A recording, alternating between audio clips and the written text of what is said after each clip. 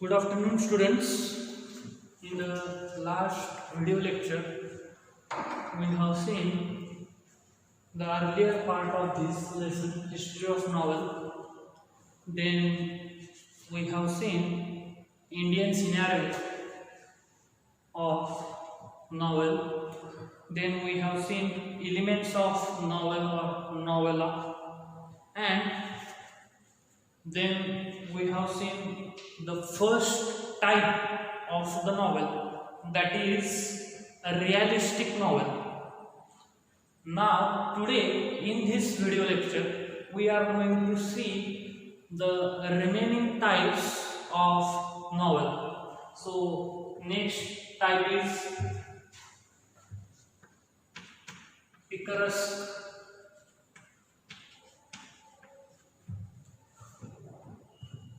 novel. The word picaresque is originated from the Spanish word picaro,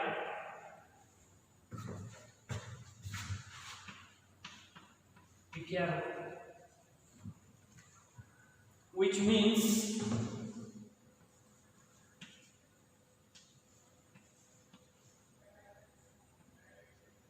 rug, R-O-G-U-E, means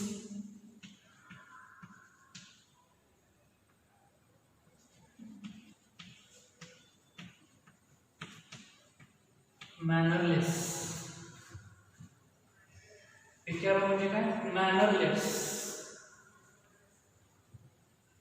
A picaresque novel narrates the adventures of the protagonist. पिcaresque novel मध्ये काय आहे तर हा जो picture आहे तो protagonist असतो, hero, main character of the novel. तर त्याच्या आयुष्यात काय काय घटना घडलेल्या त्या पिcaresque नॉवलमध्ये सांगितलेल्या असतात. हु इज अन इसेंट्रिक. हा पिक्चर कसा असतो? इसेंट्रिक. इसेंट्रिक म्हणजे इतर लोकांपेक्षा वेगळा असतो, म्हणजे स्ट्रेंज, विचित्र असतो. His behavior is strange. He does not behave like others, or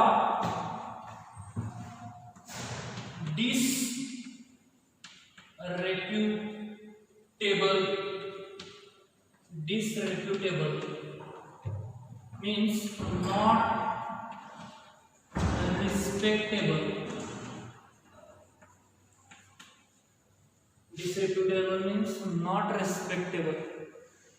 म्हणजे हा पिक्चर हा मॅनरलेस असतो, त्याचं वागणं विचित्र असतं, स्ट्रेंज वागणं, बोलणं, स्वभाव. डिसरेप्युटेबल म्हणजे त्याला कसल्याही प्रकारचा कोणीही रिस्पेक्ट देत नाही. In an episodic form.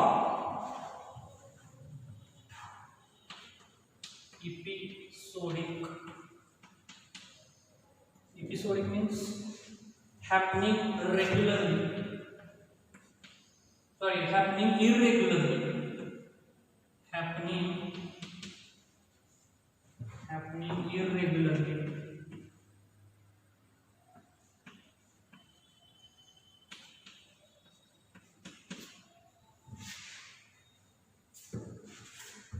Episodic form म्हणजे काय? Happening irregularly. म्हणजे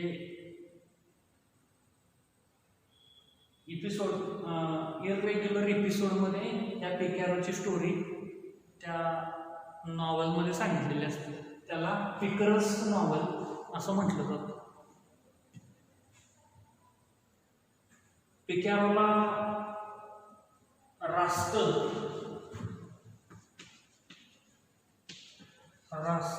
किंवा स्काउंड्रल असं सुद्धा म्हटलं जातं. रास्कल ऑर स्काउंड्रल हे सुद्धा शब्द आहेत पिक्चरसाठी. Then historical novel.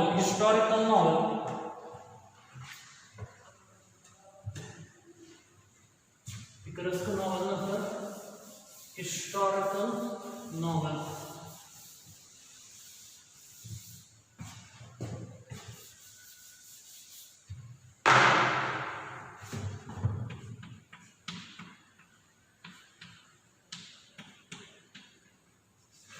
Historical novel. A historical novel is a novel set in a period earlier than that of the writing. म्हणजे हिस्टॉरिकल नॉवेल म्हणजे काय तर भूतकाळात घडून गेलेल्या घटनांबद्दल त्या कादंबरीमध्ये लिहिलेलं असतं. म्हणजे जेव्हा कादंबरी लिहिलेली असते लेखकाने त्याच्या अगोदर काही वर्ष त्या कादंबरीमध्ये सांगितलेल्या घटना घडून गेलेल्या असतात, इतिहासात घडून गेलेल्या असतात. त्यानंतर epistolary novel. Epistolary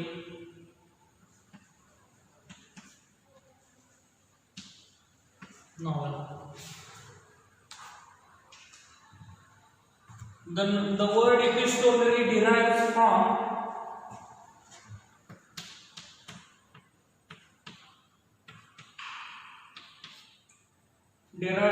the Latin word epistola.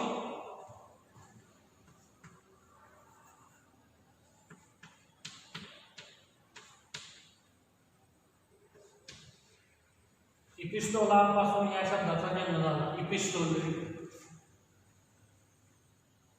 इपिस्टोला म्हणजे काय तर लेटर.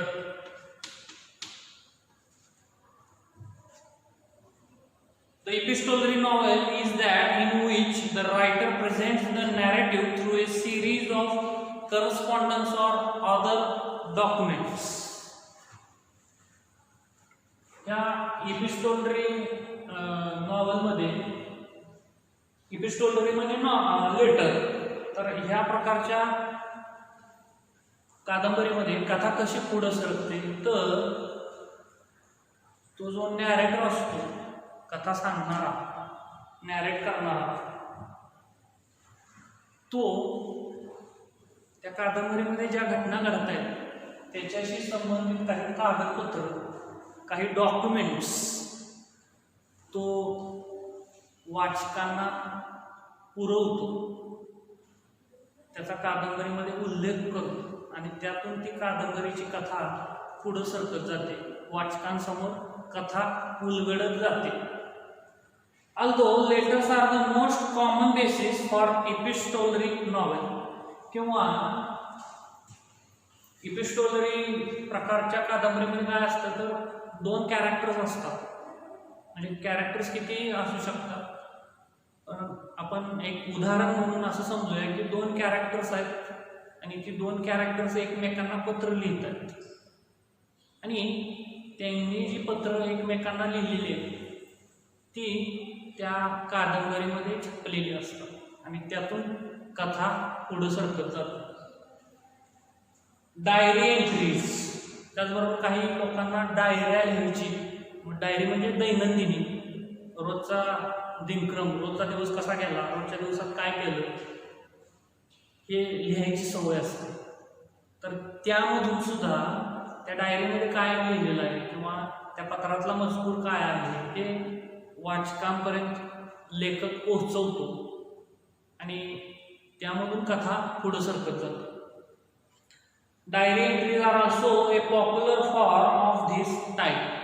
म्हणजे यामध्ये पत्र, लेटर्स और diary entries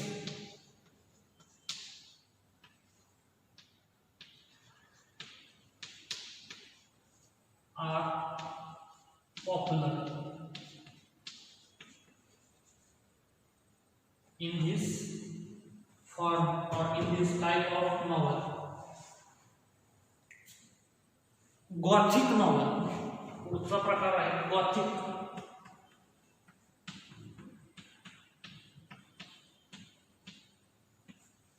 Gothic novel. The novels that include terror. या प्रकारच्या कादंबरीमध्ये काय असतं तर टेरर म्हणजे भीतीदायक, अंगावर काटा आणणाऱ्या कथा या कादंबऱ्यांमध्ये असतात. मिस्ट्री, रहस्य, हॉरर, हॉरर म्हणजे सुद्धा भीतीच, थ्रिलर, सुपरनॅचरल म्हणजे अमानवी, डूम हा एक शब्द आहे नवीन.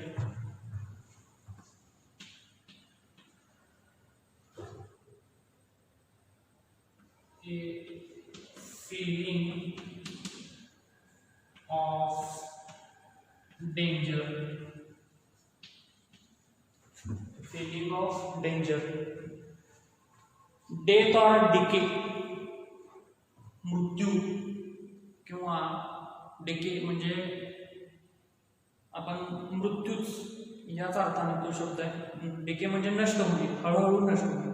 or haunted buildings म्हणजे झपाटलेल्या इमारती are called the gothic novels. हे या प्रकारच्या कादंबऱ्यांचे विषय आहेत. Terror, mystery, horror, thriller, supernatural, doom हे फिलिंग ऑफ डेंजर, त्यानंतर डेथ ऑर डिके आणि हॉन्टेड बिल्डिंग म्हणजे झपाटलेल्या इमारती. त्यानंतर ऑटोबायोग्राफिकल नॉवेल.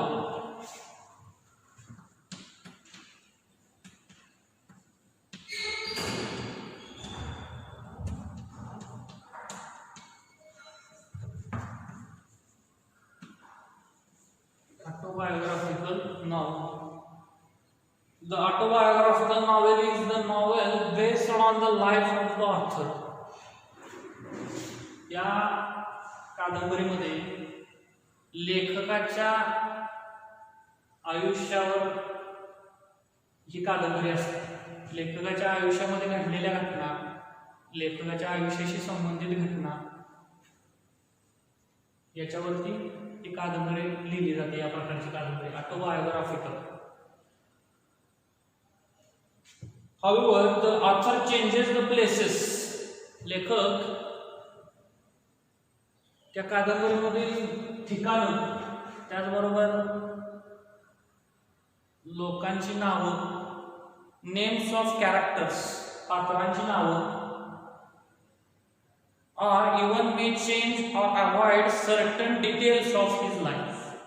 त्याचबरोबर लेखक स्वतःच्या आयुष्याबद्दल लिहित असताना तो काही घटना सांगण्याचं टाळतो कादंबरीमध्ये, किंवा काही घटना वेगळ्याच पद्धतीनं तो लिहू शकतो. It may or may not be in the first person narration.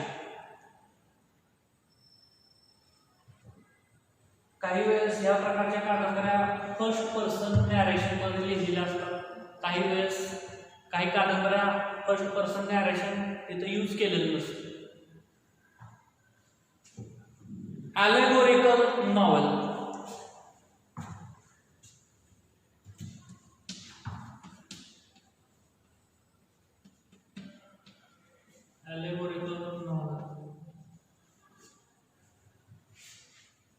An allegory is a story that bears more than one level of meaning.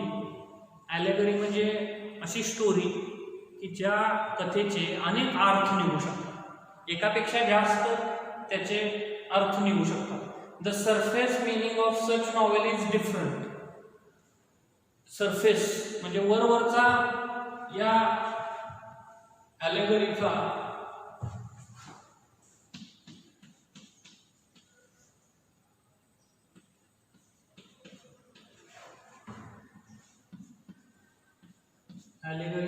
Story.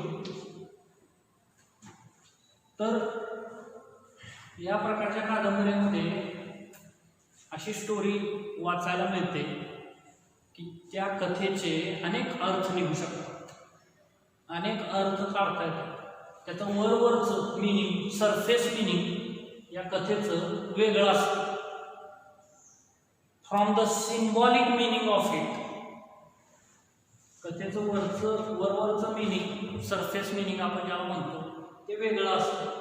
आणि लेखकाला जे काही सांगायचं असतं, सिम्बॉलिक मिनिंग, लेखकाला जे सुचवायचं असतं, अशा प्रकारच्या कादंबऱ्यातून ते मिनिंग वेगळा असतो, तो अर्थ वेगळा असतो आणि म्हणून याला ॲलेगोरिकल नॉवेल असं म्हटलं जातं. The symbolic meaning of an allegory may be political. या प्रकारच्या कादंबऱ्यांमध्ये जे सिम्बॉलिक मिनिंग असतं ॲलेगोरिकलमध्ये ते पॉलिटिकल असू शकतं, म्हणजे राजकारणाशी संबंधित, रिलिजियस, धार्मिक, हिस्टॉरिकल, इतिहासाशी संबंधित असू शकतं, ऑर फिलॉसॉफिकल. म्हणजे या प्रकारच्या कादंबऱ्यातून लेखकाला काही तत्व सांगायचे असतील, तत्वज्ञानाबद्दल काही सांगायचं असेल तरी सुद्धा लेखक या कादंबरीच्या माध्यमातून ते सांगू शकतो. त्यानंतर पुढचा प्रकार बघूया.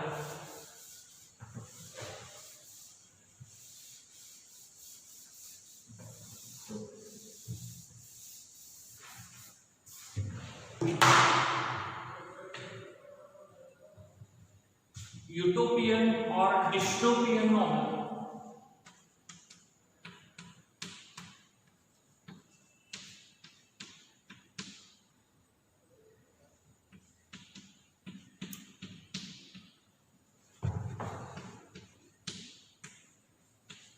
Utopian or dystopian novel. Utopia is an imaginary community. Utopian किंवा युटोपिया हा एक काल्पनिक समाज आहे, कम्युनिटी और society possessing the ideal qualities. हा एक काल्पनिक समाज आहे, युटोपियन और डिस्टोपियन कम्युनिटी किंवा सोसायटी म्हणू शकतो आपण त्याला. आणि तो काल्पनिक समाज खूप जास्त आदर्शवादी आहे असं समजलं जातं. It is a common literary theme. या समाजातील जे काल्पनिक आहेत या समाजातील लोकांकडे खूप आयडियल क्वालिटीज आहेत असं समजलं जातं आणि ही कॉमन थीम आहे. It is a common theme. It is a common literary theme, especially in science fiction or speculative fiction. Utopian और डिस्टोपियन नॉवल मध्ये काय असतं तर विज्ञानाशी संबंधित घटनांबद्दल त्या कादंबऱ्यामध्ये आपल्याला माहिती मिळते. किंवा स्पेक्युलेटिव्ह फिक्शन म्हणजे त्या घटना घडलेल्या आहेत की नाही किंवा घडू शकतील की नाही हे माहीत नाही तरी सुद्धा त्या घटनांचा समावेश कादंबरीमध्ये केला जातो, म्हणजे स्पेक्युलेटिव्ह. अशा घटना ज्या कादंबरीमध्ये असतात त्याला युटोपियन किंवा डिस्टोपियन नॉवल असतो. म्हणजे सायन्सशी संबंधित, म्हणजे आपल्याला असं वाटतं कादंबरी वाचताना की हे घडू शकेल का किंवा हे खोटं आहे असं वाटतं आपल्याला. त्यानंतर सायकोलॉजिकल नॉवल.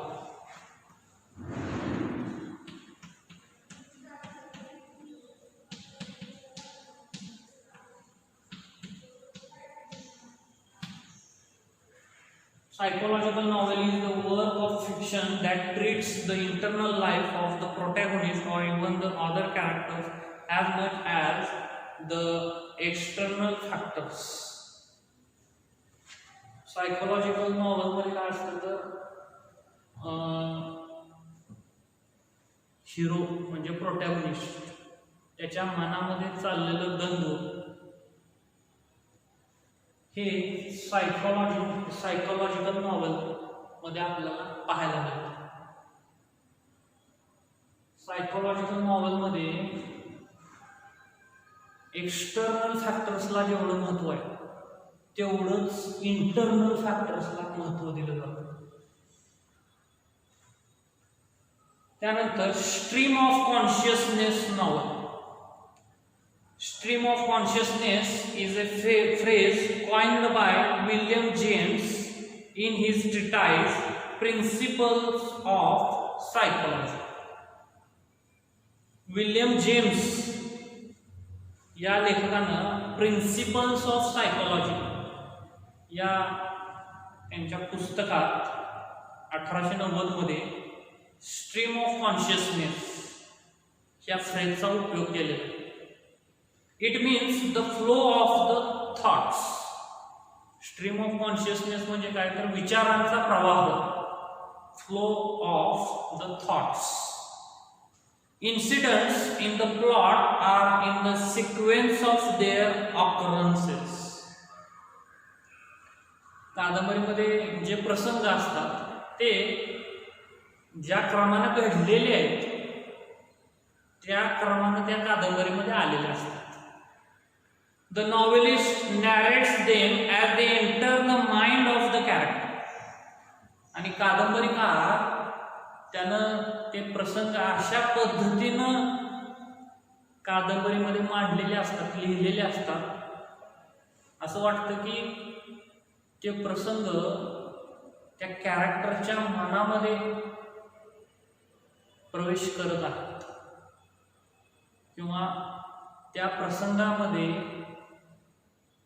तो कॅरेक्टर, ते पात्र प्रवेश करत आहे.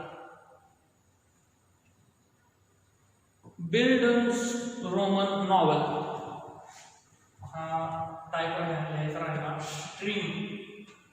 Stream of consciousness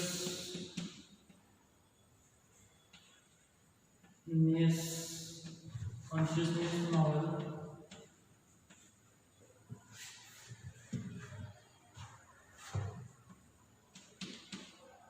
bill डन्स Roman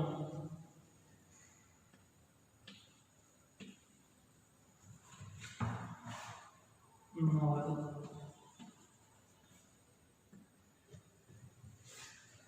The German word Bildungsroman indicates growth. Bildungsroman म्हणजे काय? ग्रोथ.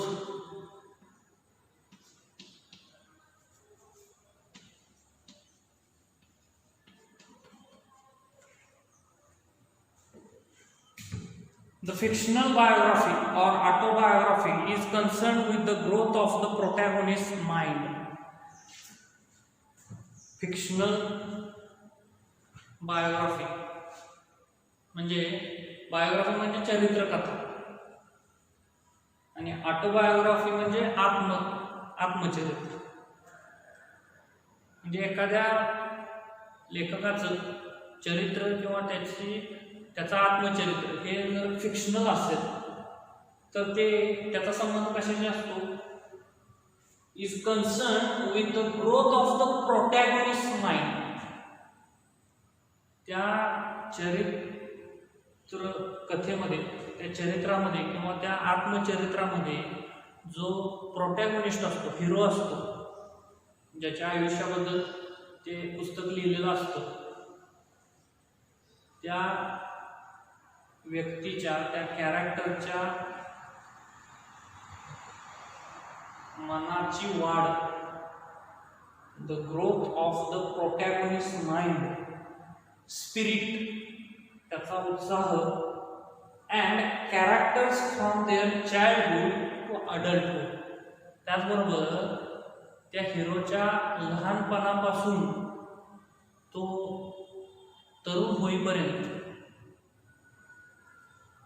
जे काही कॅरेक्टर्स त्याच्या आयुष्यात आलेले असतात, ज्या लोकांशी त्याचा संबंध आलेला असतो, यांच्याबद्दल त्या या कादंबरीमध्ये लिहिलेलं असतं. बिल्डन्स Roman. In the first half of the 20th century, a cult of pulp magazines. Cult means small. Cult म्हणजे small group. Cult म्हणजे काय? Small group.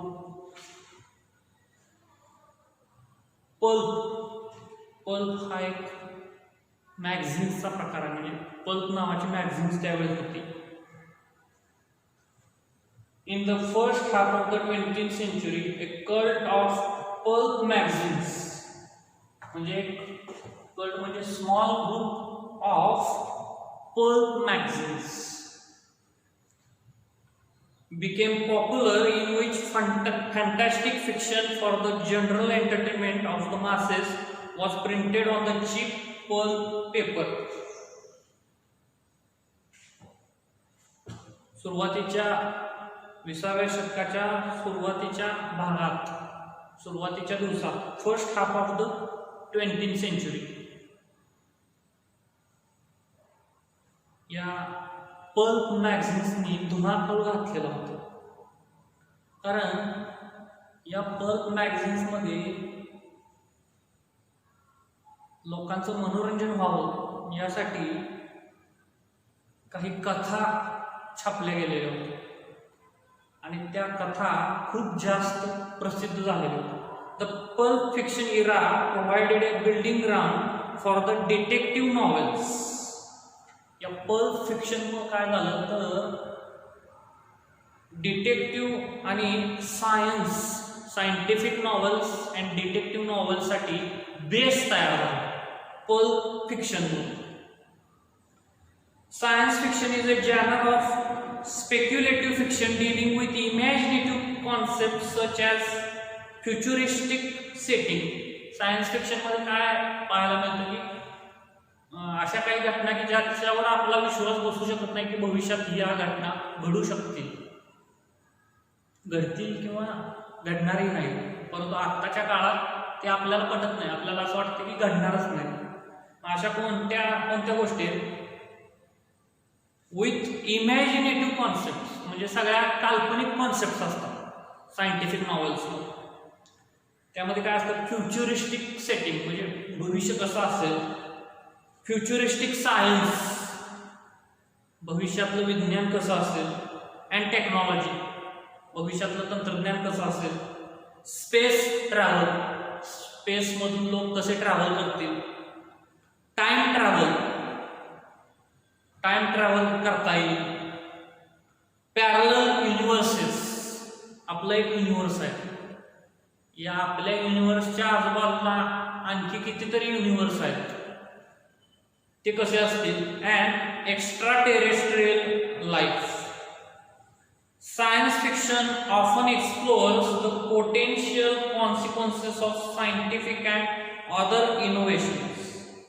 Science fiction scientific कादंबऱ्यामध्ये काय एक्सप्लोअर केलं जातं, काय एक्सपोज केलं जातं तर potential consequences of scientific and other innovations म्हणजे विज्ञानामध्ये जे शोध लागले त्याचे परिणाम काय होत आहेत किंवा काय होऊ शकतात भविष्यकाळात हे सायन्स फिक्शनमध्ये एक्सप्लोअर केलं जातं. Frankenstein by Mary Shelley 1823 is considered the first novel based on science and technology. Frankenstein ही या नावाची मेरी शेली या लेखिकेनं कादंबरी लिहिलेली आहे 1823 मध्ये. ती कादंबरी सायन्स आणि टेक्नॉलॉजी या विषयातली पहिली कादंबरी समजली जाते. The genre flourished in the second half of the 19th century.